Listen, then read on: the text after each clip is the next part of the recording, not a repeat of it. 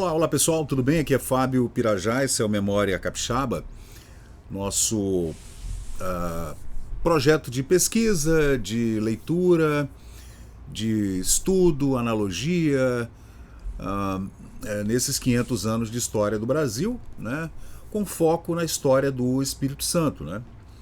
E a gente está sempre aqui trazendo esses assuntos que são importantes para o capixaba, para o brasileiro, e de vez em quando a gente também dá uns pitacos aí na geopolítica, na economia, né? Eu vou fazendo minhas análises pessoais, né, de acordo com esses meus anos de estudo. Essa minha guinada política da centro-esquerda nos anos 80 para a direita nos anos 2000 e conservadorismo e finalmente para o anarcocapitalismo nos últimos 5 ou 6 anos mais ou menos, né? Que a gente descobre aí o poder do agorismo e o poder da descentralização da informação, da moeda, como o Bitcoin, por exemplo, né? As redes sociais que definitivamente quebraram as estruturas hierárquicas do mundo. Então a gente vai mudando, né?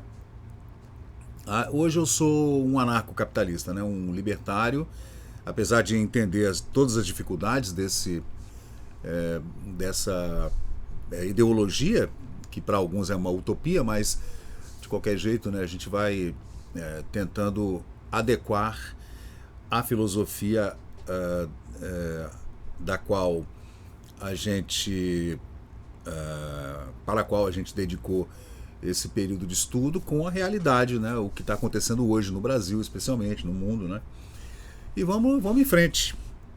Hoje eu vou trazer para vocês aqui uma coisa interessante que tem até um pouco a ver, que é a questão da pena de morte. A gente vai analisar um texto, é um assunto meio espinhoso, né? Um pouco chato, mas é um assunto que a gente deve abordar de forma cuidadosa, e é um texto do desembargador Carlos Xavier, que eu trago aqui para vocês a foto dele. Cadê? Vamos lá, aqui. Esse é o Dr. Carlos Xavier Barreto. Ele foi um importante jurista e político capixaba, né, muito ligado às oligarquias dos anos 1920, 1930, né? Uma pessoa bem importante nesse panorama político-jurídico capixaba, e também um jurista importante, de renome, escrevia muito, depois que aposentou escreveu demais, né? Mandou artigos para todas as revistas possíveis e imagináveis no Brasil, no Rio de Janeiro especialmente, que era a capital do Brasil, né? E tem um texto dele, ele é um constitucionalista, né? Pelo que eu já li do professor, ele era um constitucionalista, um erudito, né? Um erudito intelectual.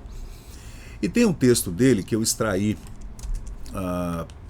da revista Ilustração Brasileira, publicada na França, falando sobre a pena de morte, texto que ele escreveu em 1956, um texto curto, pequeno, falando sobre as impressões, né, da pena de morte na história, né? E é um texto meio complicado, então eu vou tomar cuidado aqui para não, né? O texto fala o seguinte: o Instituto dos Advogados, que na época não existia a OAB, chamava-se Instituto dos Advogados, e não era obrigatório como a tal da OAB. A obrigatoriedade da OAB é uma piada, né, cara? Para quem é anarcocapitalista, assim, se você quer entrar na OAB, você entra, senão você não entra. Para quem tem uma chancela da OAB, essa pessoa terá mais possibilidade de ter mais clientes, porque tem uma chancela qualquer. Mas poderia ter a BOA ou a AOB ou qualquer outra entidade, como o antigo Instituto dos Advogados, né? E pronto, e você entra no instituto que você quiser. Você entra no clube de advogados que você quiser. Agora, um único clube de advogados no Brasil inteiro e dentro da Constituição brasileira. Você vê o nível da oligarquia que se criou, né?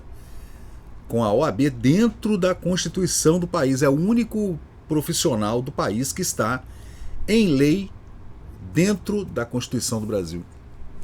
É um fim do mundo, né? Como o Brasil é um país de banana, né? De bananeira, né? De esculhambação, né? Meu Deus, é impressionante, cara.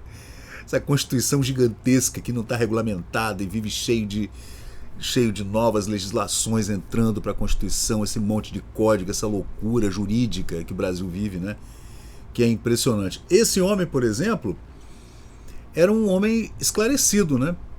Até com relação às linhas políticas da época, né? Para falar em Karl Marx, ou para falar no liberalismo inglês, ou para falar do liberalismo francês, o austríaco, né? Era um cara antenado, né? E ele diz aqui: o Instituto dos Advogados, alarmado com a onda de crimes no Brasil, então ele foi chamado a opinar, né? Como era um jurista muito experiente, né? Essa antiga ordem, né, dos advogados está trazendo à tona nos debates, né, muitos debates no Rio, em São Paulo, em Minas, muito debate, a sugestão aos poderes públicos da adoção da pena de morte. Lembrando que a pena de morte foi extinta no Brasil na Constituição da República e depois voltou, gente, na Constituição do Getúlio, na Constituição do baixinho maluco, na Constituição do Estado Novo de 1937 para crimes políticos. Olha só como pensa o ditador, né? E só foi extinta em 69. De 69, ela foi abolida em 78, né? Mas em 69, o governo militar reinstaurou a pena de morte para crimes de terrorismo e tal, né? Sem querer, me abstendo de dar opinião sobre o que eu acredito, né, dessas penas capitais, né? Eu não quero entrar nesse mérito aí porque já viu o problema, né? Aí ele fala que ele obteve apoio, né, nessa preocupação deste Instituto dos Advogados nos anos 1950, do Dr. Arthur Fernandes e também Alberto Moreira, Alves da Cunha, José Eduardo Bizarro Drummond, em oposição a Orlando Ribeiro de Castro, Oswaldo de Souza Vale, Marques de Souza, Arno von Meulen, Cândido de Oliveira Neto e Rui Bessone. Então existia uma facção de advogados favoráveis e outros contra a pena de morte, né? E ele fala: alistamo-nos na última corrente. Essa onda de criminalidade que, né, vinha graçando pelo Brasil nos anos 40, 50, no pós-guerra, né, alarmou então os juristas, né? O quatricentenário decurso de tempo em que viveu o Brasil, esses 400 anos, da colônia até o Império, no final do Segundo Império, né, em 1889, com o golpe da República, sob a vigência da repressão eliminatória, não conseguiu proporcionar-lhe um clima agradável. Então ele é contra a pena de morte. E ele fala, nesses 400 anos que o Brasil tinha nas suas constituições, desde a colônia até 1889, a pena de morte, isso não arrefeceu o ânimo dos facínoras, digamos assim.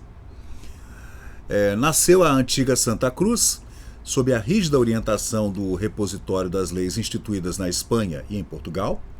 Lembrando que a Espanha já dominou Portugal, Portugal já foi anexada à Espanha, né, por Dom Afonso, e substituídas pelo venturoso Dom Manuel, até que em 1581 Dom Felipe nos deu as ordenanças que elevariam o seu nome.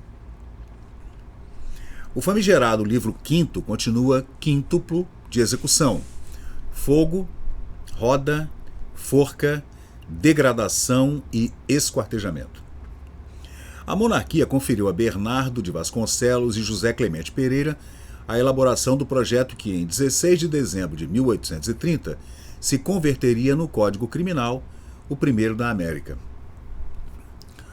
Em seu artigo 38, resumia as espécies ao enforcamento, que não poderia ser aplicado em dias santos e feriados, no artigo 38 do Código Penal Brasileiro de 1830, o primeiro das Américas.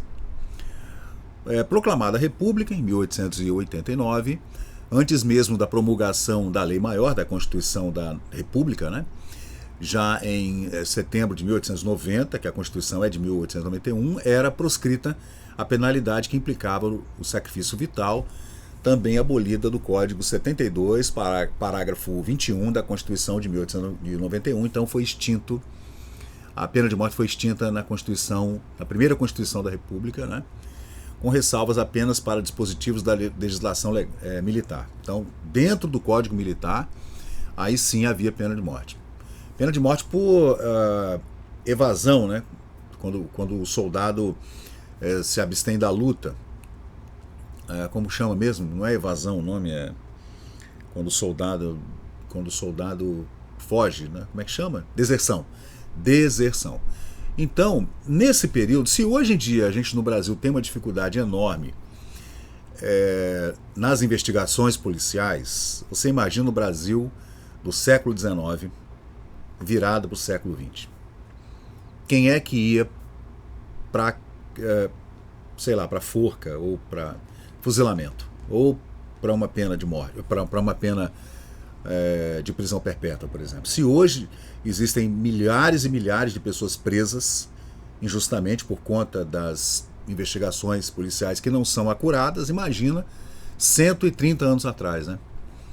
Nesse aspecto eu sou contra, mas calma, vamos seguir. Critério idêntico foi seguido pelo artigo 113, parágrafo 29, o número 29 da Constituição de 1934, extinguindo novamente, dizendo que não há pena de morte no Brasil. Em 1937, que já é na Constituição do Estado Novo, da ditadura do Getúlio Dornelles Vargas, o governo estabeleceu novos estatutos rígidos na mesma época em que dissolvia o parlamento. Veja o que é um golpe. Veja o que é um golpe. Getúlio vinha no governo provisório depois do golpe no Júlio Prestes, que ganhou as eleições de 1930. Esse governo seria um governo provisório com eleições para o ano subsequente. Em 1932 já haveria eleições para presidente. Não. Aí ele instituiu o Estado Novo, dissolveu o parlamento. Veja o que é um golpe, né, que o cara, tipo na Coreia do Sul agora, o cara foi para a televisão, estou dando um golpe, fechando o parlamento. Isso é um golpe, né? Não é tentativa de golpe, me encontrar com embaixadores ou importunar uma baleia ou não tomar injeção para Covid.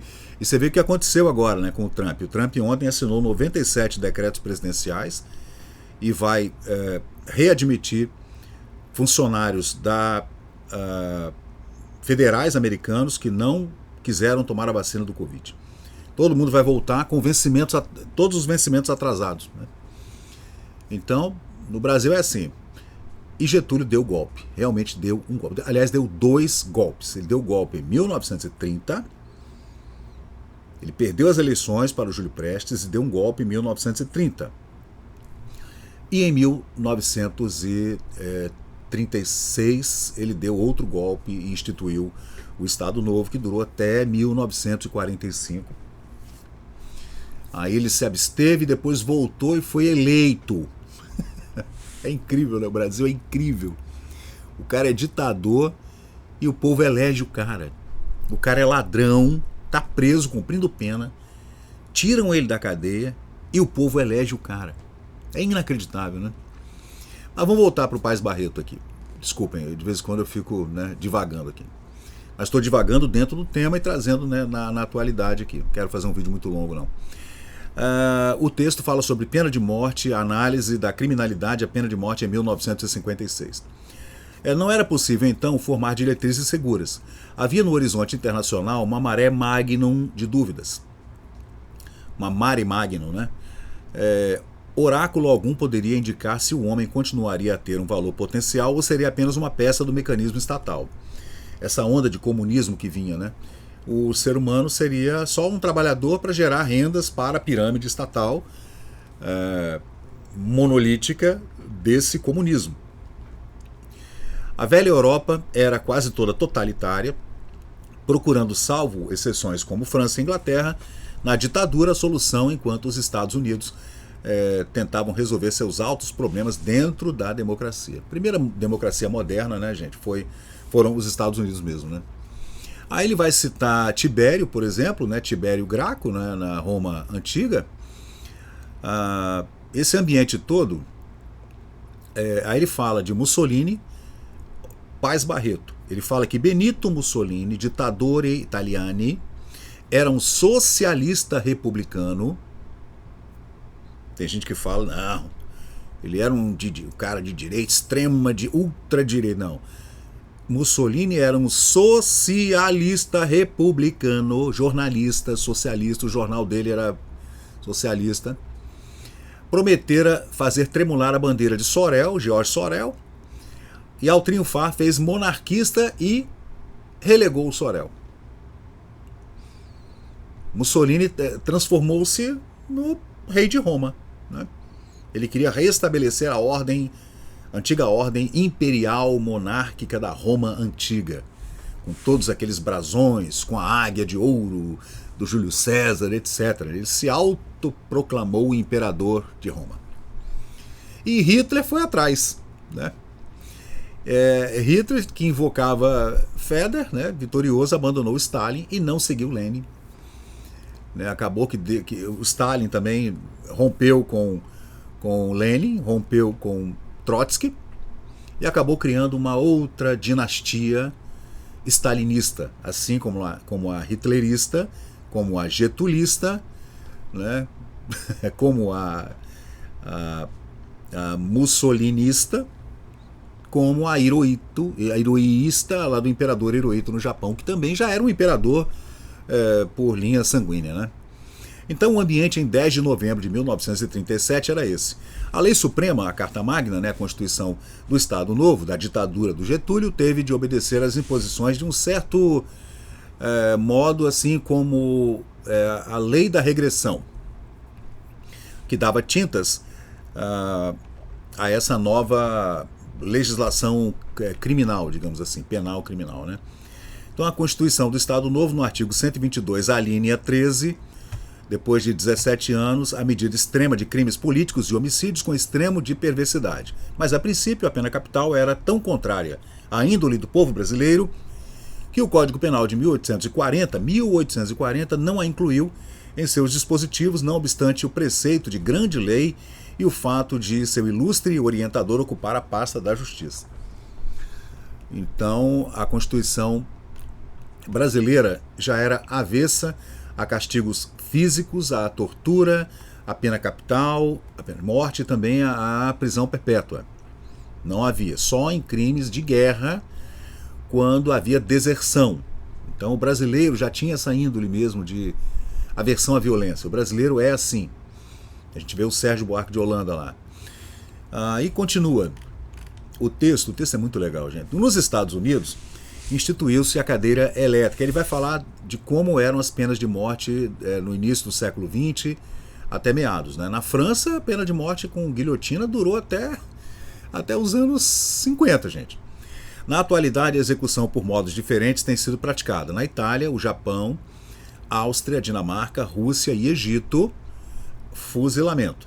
Na Inglaterra, já teve sistemas diferentes, mas mantém a forca. E a Espanha é o garrote.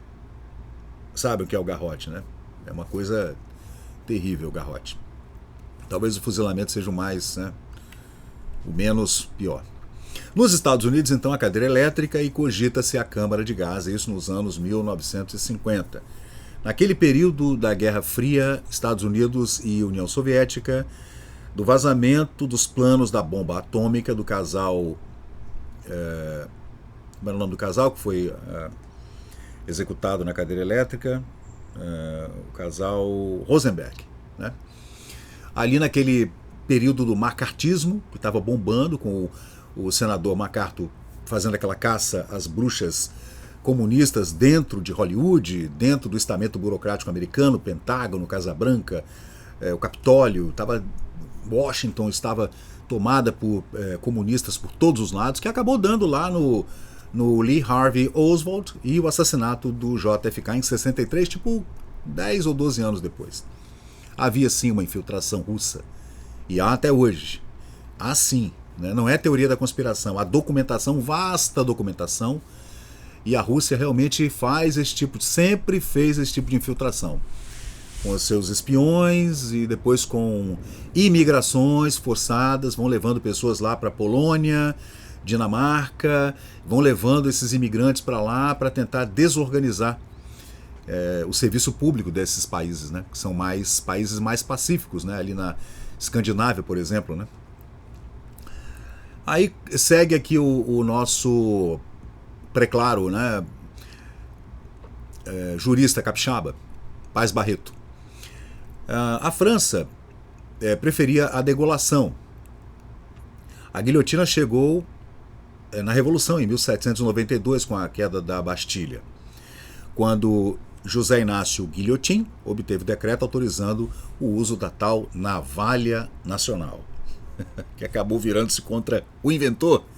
Ele mesmo foi vítima da navalha nacional, assim como o rei, né? Como a rainha também. A primeira vítima foi Jacques-Nicolas Pelletier, sob o domínio de Luís XVI, que por sinal também foi guilhotinado. No Egito existia a prática da rinotomia, nem queiram saber o que é. Na Índia, em caso de adultério, queimava-se o corréu e se colocava a mulher adúltera em um circuito fechado, onde ela era devorada por cães famintos. São estudos do Paz Barreto, tá? Texto publicado na Ilustração Brasileira da França em 1956.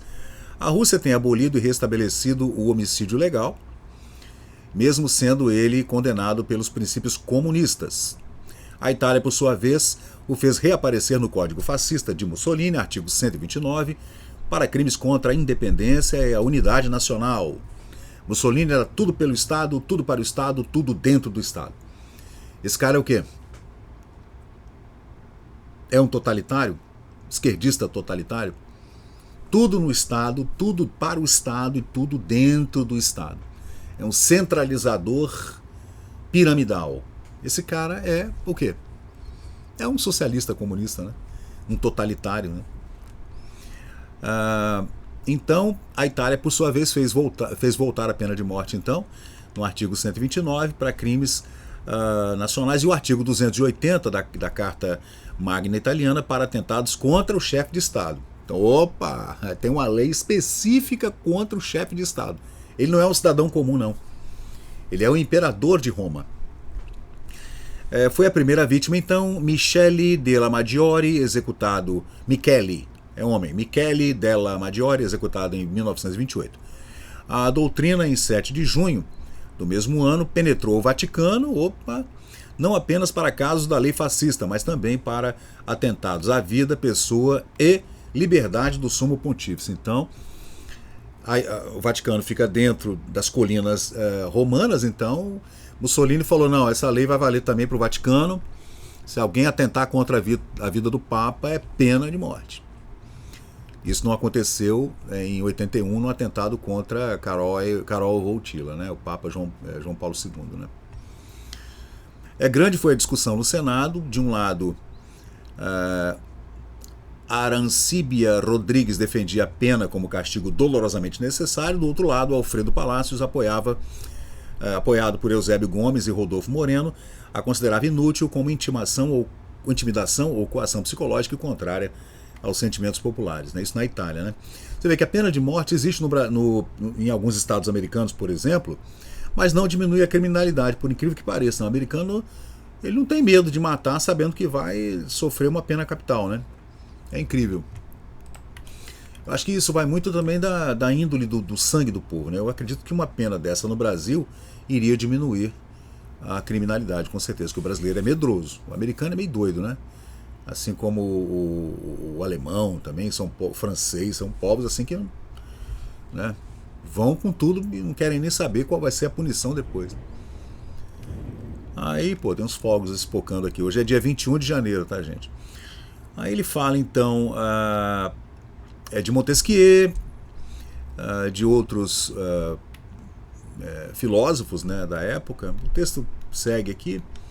Ele dá alguma pincelada em Lavoisier, fala também de alguns imperadores romanos. Não vou prosseguir porque senão vai ficar muito grande o texto, mas ele está no Memória Capixaba.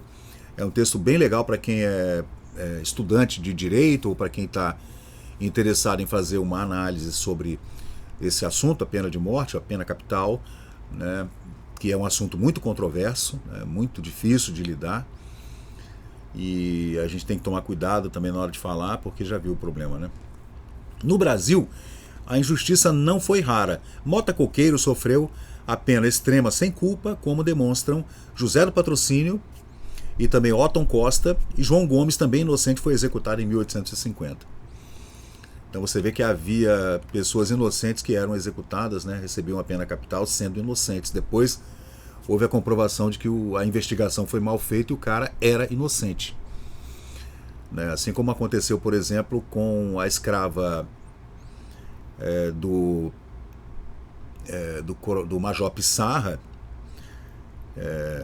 que dizem que foi ele que matou a escrava aqui na Serra, né, no município da Serra, e ele já era um homem paralítico e cego. Né? Então, diante de uma controvérsia política, porque ele era um político importante, um deputado provincial, né, no Segundo Império, foi o Major Pissarra que deu independência e a administração independente política do município da Serra.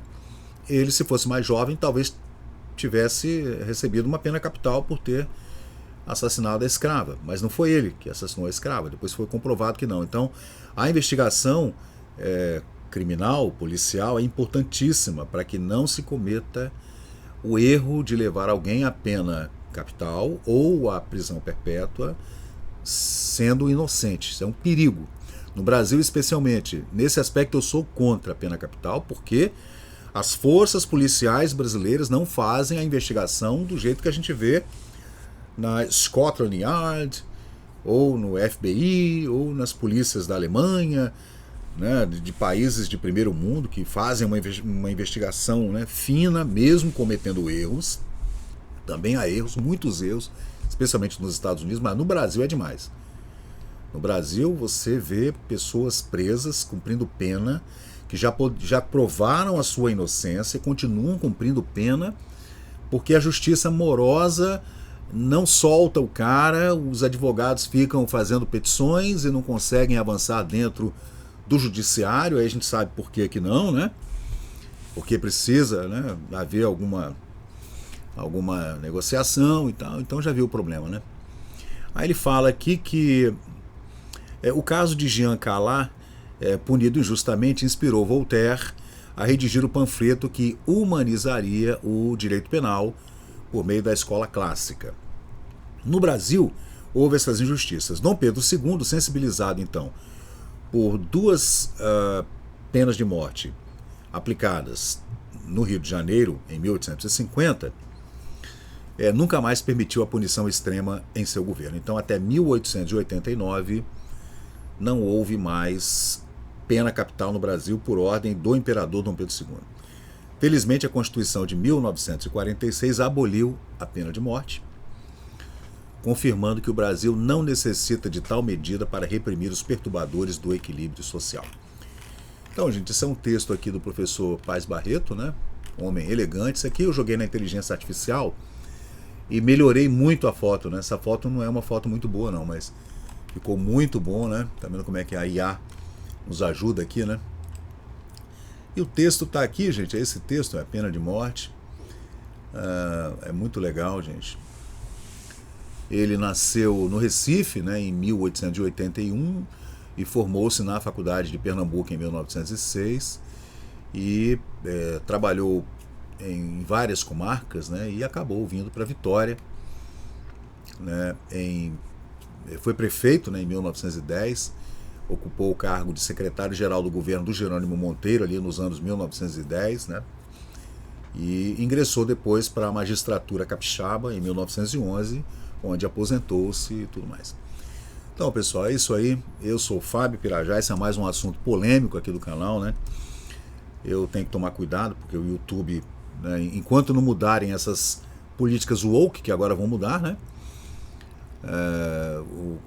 A gente viu ontem a inauguração do Trump estavam atrás do Donald Trump. O Elon Musk, que já está dentro do Estado americano já há bastante tempo, lá dentro do Pentágono, com aqueles foguetes e tudo, participando ativamente da segurança nacional americana, o Elon Musk, né? Já há bastante tempo. Agora ele entrou de forma definitiva para o Estado mesmo, né? Como um cargo, como ministro, um secretário de Estado do Trump. Estava lá o Elon Musk, estava lá o Jeff Bezos, dono da Amazon, estavam lá os dois donos do Google, estava lá o Mark Zuckerberg, dono do Facebook, do Instagram e do WhatsApp, e estava lá o CEO do TikTok. Portanto, essas políticas woke e day, a Disney também falou que vai parar. A Globo acabou de falar ontem que não vai ter beijo gay em novela, vão tirar o beijo gay da novela. Vejam o que está acontecendo. Se você